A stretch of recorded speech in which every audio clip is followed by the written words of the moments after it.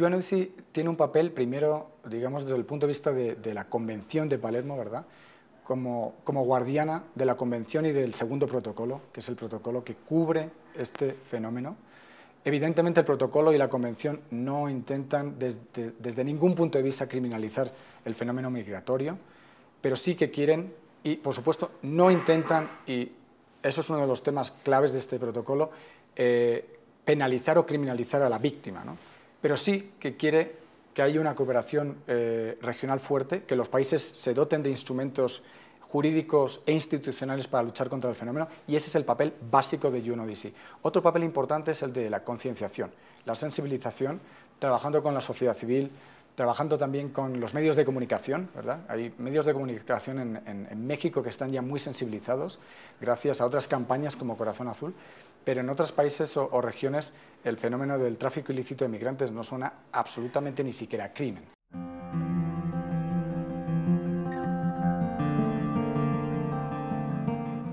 Los traficantes, dependiendo de las regiones, tienen diferentes roles, algunos de ellos muy coordinados y algunos de ellos con una coordinación bastante, digamos, bastante flexible. Hemos analizado el fenómeno en una región que por antonomasia nos sirvió de plataforma de análisis del fenómeno, y fue África Occidental en 2003-2004, que es cuando se dio la gran eclosión de los flujos migratorios irregulares desde países de África, de la África subsahariana, no solamente África Occidental, sino también Central, África del Sur, hacia Europa. Y el modus operandi está basado en tres factores. Primero, la financiación. ¿Cómo se financian? Segundo, el volumen de negocio. Estos grupos irregulares están vinculados con otros negocios, con la trata, o están vinculados con el tráfico ilícito de drogas, o están vinculados con otro tipo de negocios ilícitos. Si hay a mayor volumen, mayor complejidad de lo que es la trama. Y luego, el tercer fenómeno es el número de países y regiones implicados en el fenómeno. La principal causa es un negocio muy lucrativo, tal vez uno de los, yo diría en cuanto a volumen de negocio, se ha hablado de unos 7.000 millones de dólares, que solamente el flujo de migración ilegal, inmigración ilícita desde la región hacia el norte de Norteamérica genera al año. Es un negocio muy lucrativo, yo diría casi justamente después del tráfico ilícito de estupefacientes, de drogas y de la trata de personas.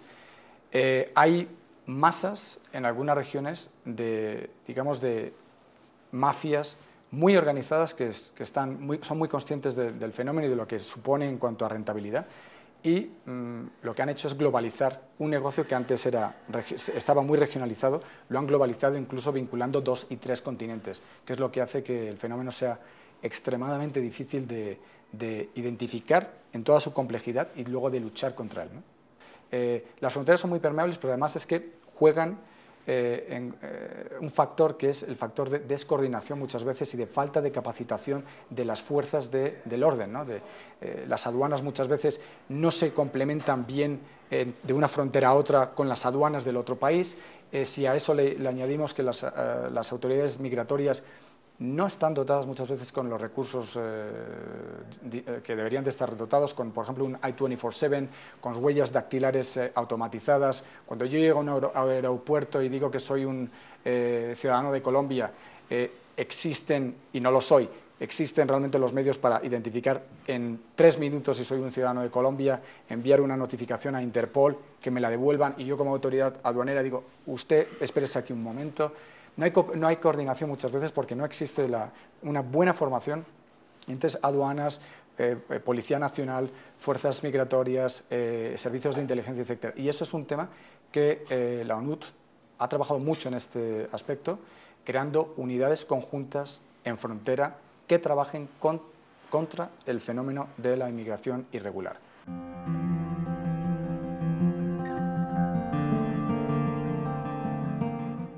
Hay un efecto que lo llamamos el efecto romántico.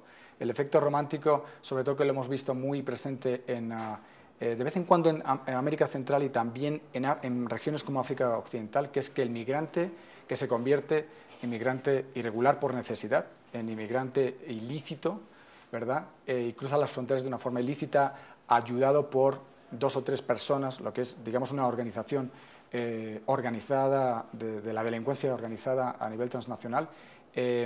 Cuando llega a su destino, lógicamente, él o ella saben que no va a ser bien tratado, pero el tratan normalmente, tiene experiencias realmente novelescas. Pero cuando vuelve a su país de origen, que es en la mayoría de los casos, en muchas de estas situaciones, se inventa una historia romántica de que le ha ido bien, de que ha tenido financiación o financiamiento para pasar a su familia mensualmente, etc. Y no es la realidad. Entonces, ese es el fenómeno romántico. El otro fenómeno es el de, lógicamente, la búsqueda de oportunidades, de nuevas oportunidades en nuevos mercados. Pero ahí está el efecto también, digamos, de la realidad macroeconómica, ¿no?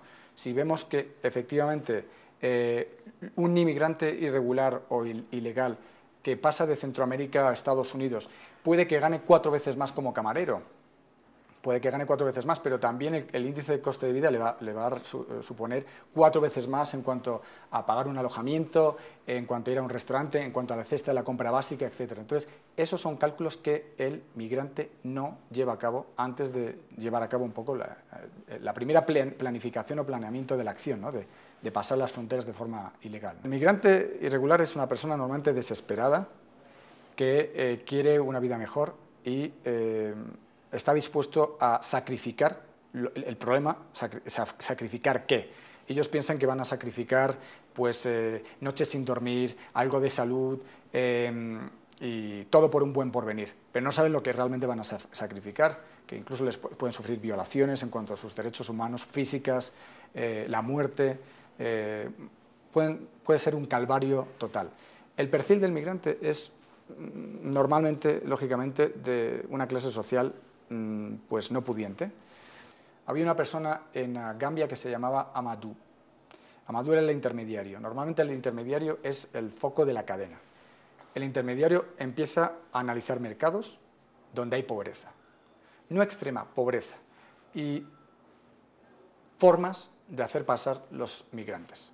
En el caso de África Occidental eran barcazas de entre 35 y 40 personas que pasaban a través del Atlántico hacia el norte, con 3, 4, 5 días de trayectoria, incluso parándose a recalar. O sea, la barcaza paraba con los 35 o 40 inmigrantes irregulares o ilícitos en el Sáhara. En el desierto del Sáhara estaban durante un día o día y medio y luego continuaban hacia el norte de Europa, pasando lógicamente por el Mediterráneo, las Islas Canarias, España, etc. Ahí el rol del intermediario es muy importante porque es el que financia normalmente a la persona o las personas que están en el punto de origen, y lo financia pues dependiendo del negocio, dependiendo del volumen de migrantes que esa persona capte, y la que suele financiar muchas veces también a la persona que está al final de la cadena. El perfil de el que es, digamos, el coordinador en una cadena de mafia, de delincuencia organizada, ya es mucho más complejo. Decíamos, por ejemplo, en África Occidental podía ser un muy loable hombre de negocios que tenía una agencia de viajes. El Amadou, del que yo he hablado hace poco, era un muy respetable hombre de negocios que tenía su agencia de viajes en el centro de la capital, de Banjul, por el día, y por la tarde y por la noche era un muy bien conectado traficante de migrantes irregulares. Entonces, el perfil puede variar dependiendo también de las regiones, que normalmente es a nivel local, con lo cual la persona tiene un rol de identificación y de puesta en contacto de este grupo, puede ser 20, 30, 40, con el intermediario. En el momento que se ponen en contacto, el intermediario es el que prepara el paquete dependiendo de las necesidades. Si yo soy un inmigrante que quiero tener unos papeles falsificados, necesito pagar por ellos. Un buen pasaporte, dependiendo de los países, puede valer entre 5.000 y 7.000 dólares, un buen pasaporte. Y si quiero también que me ayuden con asistencia logística, pasando diferentes fronteras, incluso aire, mar y tierra, tengo que pagar por ese paquete. Entonces, ese paquete es el que prepara el intermediario. Y luego normalmente está, digamos, la persona de contacto al final de la cadena en el país de recepción. El intermediario puede o no puede tener la misma nacionalidad que el grupo de inmigrantes ilícitos. La persona de contacto normalmente sí que tiene la misma nacionalidad y la persona que está al otro lado de la cadena varía mucho su nacionalidad. Y eso es lo que lo hace muy complejo porque cada vez se dan el pago por este tipo de transacciones desde un punto de vista financiero, pues es más o menos simple, pero desde un punto de vista, digamos, del análisis de cómo se ejecuta el pago, utiliza mucho el mecanismo de la hawala, que es una especie de combinación de 5 o 7 cifras. Yo ejecuto un pago, el dinero no va físicamente de un lado a otro, el dinero ya está en el punto, digamos, de destino. Si yo quiero enviar a un inmigrante irregular o un grupo de inmigrantes irregulares y yo estoy en la India, por ejemplo, yo contacto con el intermediario que puede estar en África Occidental, pongamos cualquier país de África Occidental. Yo no mando dinero, simplemente un código cifrado, porque el dinero ya está ahí para pagar para ese tipo de operaciones, y luego otro código cifrado desde el intermediario hasta el destinatario, que puede estar en cualquier país de América del Sur, con el gran pago, sobre todo para apoyar logísticamente al grupo de 20 o 30 inmigrantes que van a llegar, inmigrantes irregulares, y para hacerlos pasar hacia el norte, ¿no?